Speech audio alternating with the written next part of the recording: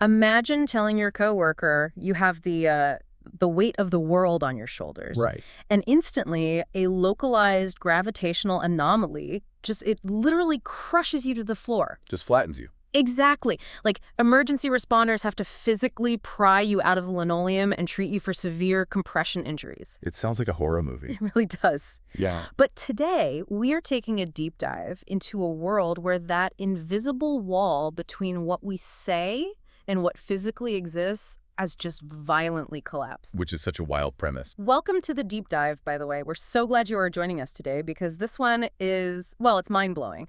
We are looking at a brilliant account called The Last Metaphor, which documents this global crisis. The literalization effect. Right, the literalization effect. What if all the metaphors you use every single day suddenly became real?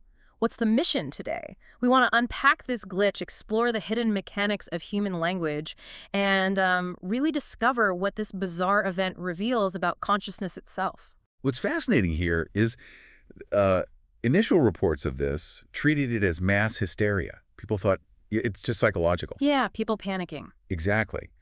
But then you have this literature professor in Bologna. He's 40 years into his career giving a lecture, and he passionately describes a poem as having a burning intensity. Oh, no. Yeah. His lecture hall spontaneously catches fire. Right in the middle of his sentence. The hysteria theory it evaporated overnight. Because you can't fake a building burning down. And it wasn't just adults being, like, overly dramatic or poetic. Right. There was this little girl in Manitoba, right? Yes, the school play incident. Right. She told her mom she had butterflies in her stomach before going on stage, and they literally had to call a surgeon to physically remove living, breathing insects from her abdomen. Which is horrifying. It's pure nightmare fuel. So imagine if the universe is, like, a computer, and suddenly all the figurative comments in the code, the metaphors, the idioms, the exaggerations, they just start executing as literal physical commands. Total chaos. Right. Complete systemic breakdown. I mean, it challenges the very foundation of how we understand the relationship between mind and matter. And the whole narrative of our source material centers on Esen Yıldız. She's a poet. Right, and she recognized what was happening way earlier than anyone else. Because she lives in that space. Exactly. She realized that the gap between word and world, that incredibly vital empty space where metaphors are allowed to live safely, that gap was slamming shut. Because as a poet, she's uniquely equipped to see it. She spends her life working inside that gap. But once you realize that calling your boss a snake might actually cause him to sprout scales. Which would be a problem in most offices. A huge HR nightmare. But once you see that pattern of chaos, you have to ask how it's physically happening. Linguists can track definitions all day, but if reality is altering, you need a physicist. You do. And that's where Chukwemeka Okonkwo comes in. Right. Who is he exactly? So while everyone else was panicking over the collapse of meaning, Okonkwo was measuring the physical space left behind. And he identified a previously theoretical structure. He called it the logos field. The logos field. Sounds very sci-fi. It does, but think of it as a fundamental force. It's omnipresent, much like gravity or electromagnetism.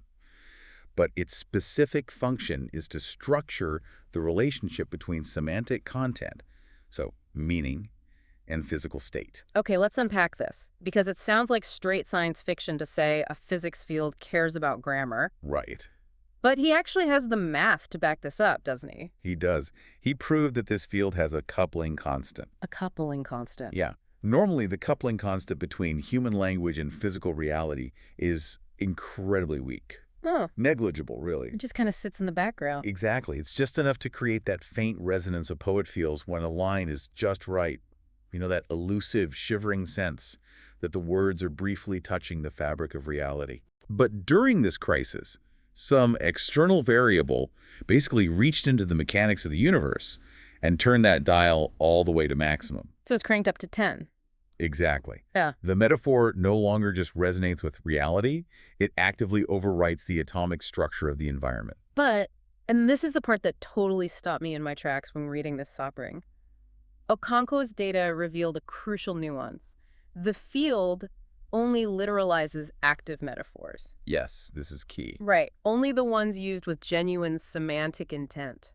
Dead metaphors, the ones so baked into our daily language we don't even picture them anymore, they remain completely harmless. Like the leg of a table. Yes, or the face of a clock. You could say clock face, all day long, and a fleshy human face wouldn't sprout out of your living room wall. Thankfully. Yeah, very thankfully. But how does that work? Well, the mechanism there is fascinating. The field isn't reacting to audio frequencies or dictionary definitions. It's actually measuring the neurological weight of the speaker's intent. Neurological weight. Yeah. When you use a fresh, active metaphor, your brain is simultaneously holding two disparate concepts and forcing a bridge between them. Oh, I see. That cognitive friction generates a spike in semantic weight.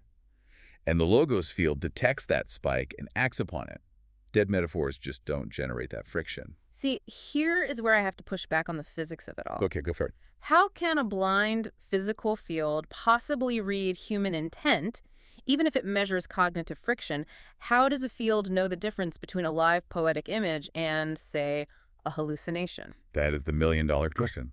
It's like a smart thermostat that doesn't just read the ambient temperature of your room, but somehow reads whether you personally feel cold. That implies a mind, doesn't it? It does. It implies something is actively paying attention. And that intuition you just had, that's exactly what Okonkwo, working alongside this brilliant structural linguist named Daria Morozova, ultimately had to accept. Yeah. The logos field is not a blind mechanical force like the weather. When they mapped out which metaphors were activating and which weren't, the pattern wasn't random, it was targeted. Wow. The field acts like a mind because it is the accumulated intention of every mind that has ever used language, stretching back 10,000 years. That is heavy.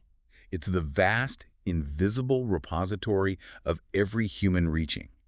Every single attempt to bridge the gap between what we feel inside and what we can actually say out loud. Which honestly instantly pivots us from the physics to a much darker question.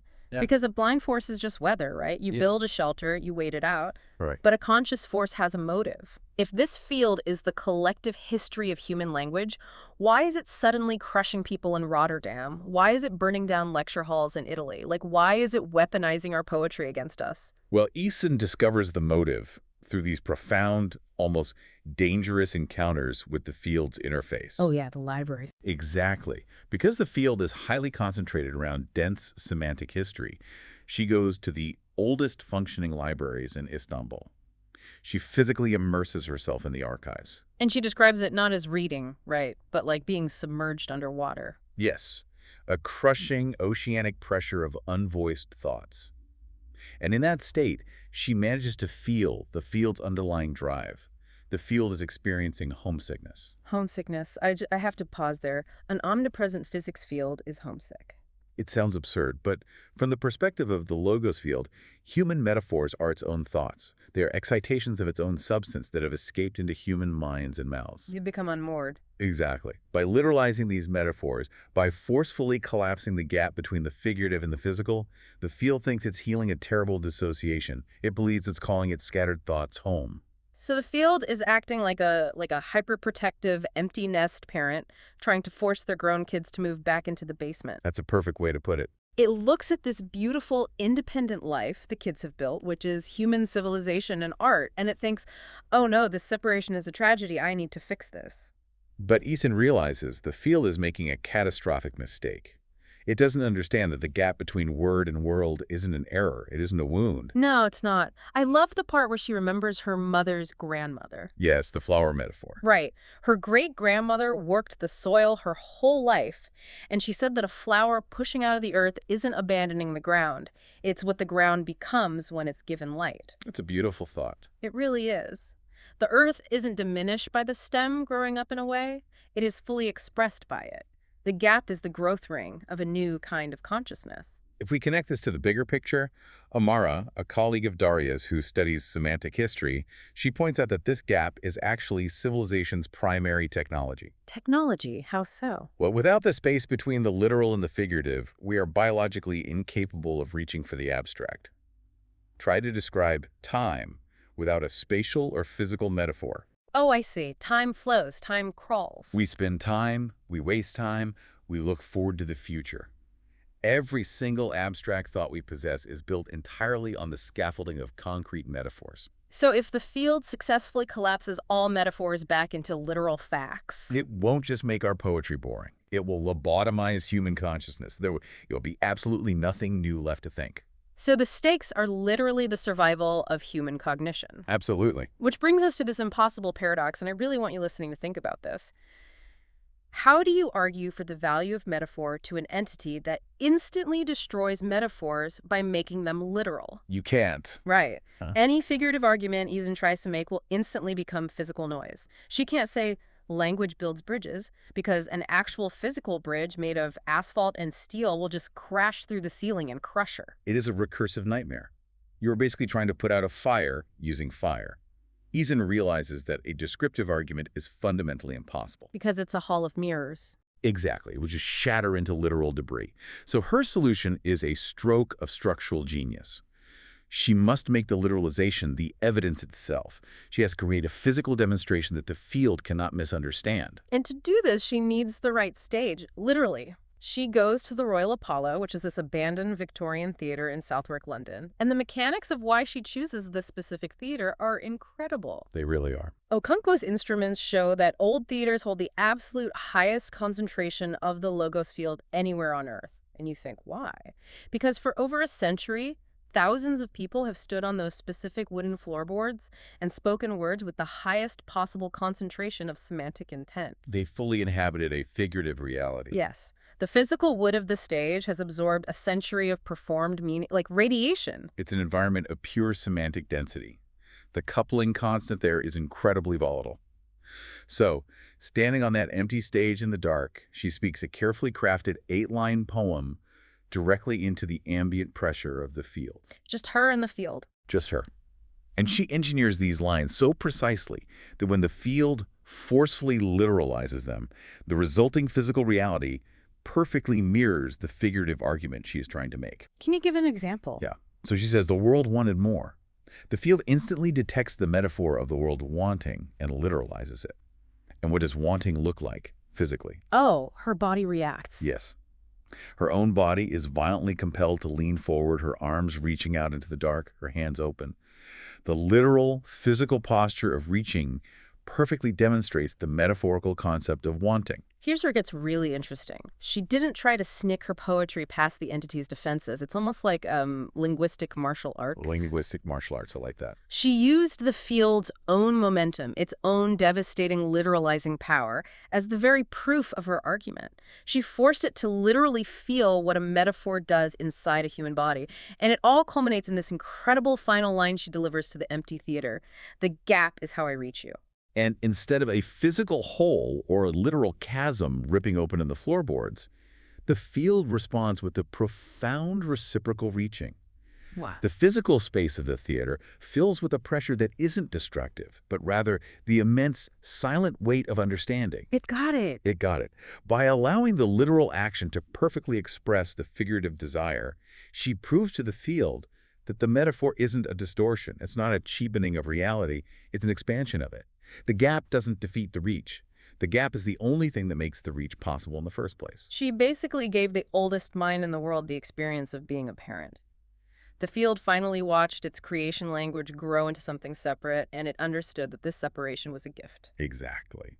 So the natural follow-up question here is, did Esen fix it? Did the world go back to normal, allowing everyone to, casually complain they are dying of laughter without actually flatlining in a coffee shop? Unfortunately, no. The world did not go back to normal. It found a new, permanent equilibrium. Yes. The post-phenomenon world is permanently altered. Okonkwo's ongoing data shows that the coupling constant stabilizes at exactly 3 times its original pre-crisis level. So it drops below the catastrophic peak. Right. A careless idiom won't cause instant death anymore, but language and physical reality remain significantly, tangibly connected. The most noticeable behavioral change in humanity is what researchers start calling the semantic deepening. Because metaphors no longer instantly literalize, there is now a 1 to 3 second pause, like a hesitation in the fabric of reality. During that brief pause, the field discriminates. If the speaker honors the gap, meaning they use the metaphor with full conscious awareness that it's a bridge, an approximation, and not a literal fact, the literalization is suspended. The metaphor is permitted to remain a metaphor. Exactly. But if they use it unreflectively, carelessly, treating a profound comparison as just cheap literal truth, the literalization still completes. Honestly, to me, doesn't that sound exhausting? Imagine having to constantly police your own sincerity every single time you open your mouth, terrified that if you accidentally warp reality, it's your own fault. Mhm. Isn't that just a world of walking on eggshells? This raises an important question, and it's one the linguists spent a decade analyzing. The societal data shows it isn't about fear, and it isn't about policing vocabulary. Then what is it about? It's about presence. The field returned language to humanity, but it now demands that we fully inhabit the words we use. It's not walking on eggshells, it's playing a finely tuned instrument. Oh, like a Stradivarius. Exactly. You don't play a priceless Stradivarius violin carelessly, but you also don't play it in terror. You play it with deep, intentional respect. Humanity becomes, as Daria puts it, meta-communicative by instinct. Precision of care. That's the phrase they use in the text. Esen in Turkish, soin in French. And I realized how beautiful this actually is when Esen describes a very simple scene later on. In the market, right. Yeah, she's in a crowded market in Karakoy, just listening to two women arguing over whether a batch of tomatoes is ripe. But because everyone in the world now speaks with this forced, heightened presence, the language just lands differently. It carries more weight. So much more. The ordinary word ripe suddenly carries the weight of 10,000 years of human agricultural experience. You can practically feel it vibrating in the air between them. It makes the mundane interactions of daily life incredibly profound. It forces a collective waking awareness of what language actually is. And perhaps the most striking summary of this new world comes from Okonkwo's own 8-year-old daughter, Adazi. I love this part. She's trying to understand what metaphors are actually for in this dangerous new reality. Her teachers keep telling her metaphors are like glass windows, but you have to be very careful not to lean on them or they'll break. Which is a very fear-based way to teach it. Right. But Adazi realizes that explanation entirely misses the point of why humans build windows in the first place. She tells her father, the window is what the wall does when it wants to let the light in. Wow. From an 8-year-old. The window is what the wall does when it wants to let the light in. It perfectly encapsulates the dual nature of our existence. Yeah. We absolutely need the wall, the literal, grounded, physical reality that keeps out the cold. Right. But we also desperately need the window, the figurative, the gap, the abstract reaching to see what's outside without being entirely exposed to the elements. Mm-hmm. The field learned to honor the window, and humanity learned to respect the wall. We've gone on this incredible journey in our deep dive today, from a catastrophic physics anomaly that was literally crushing people with the weight of their own careless words. To a terrifying confrontation in an abandoned Victorian theater. Exactly, all the way to a global shift in consciousness, a realization that the empty space between what we say and what we actually mean isn't a flaw in human communication.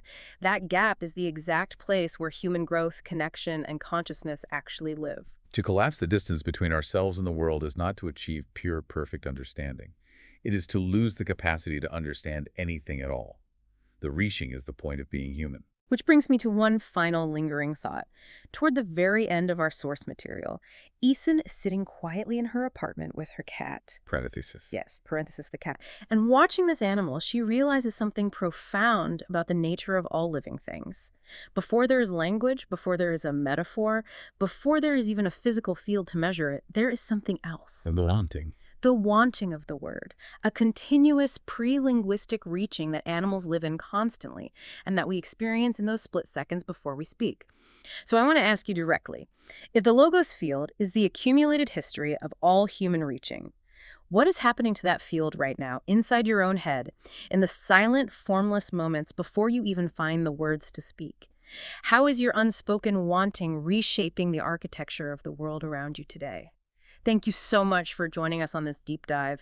We'll leave you to mull over the incredible weight and the absolute power of your own unspoken thoughts.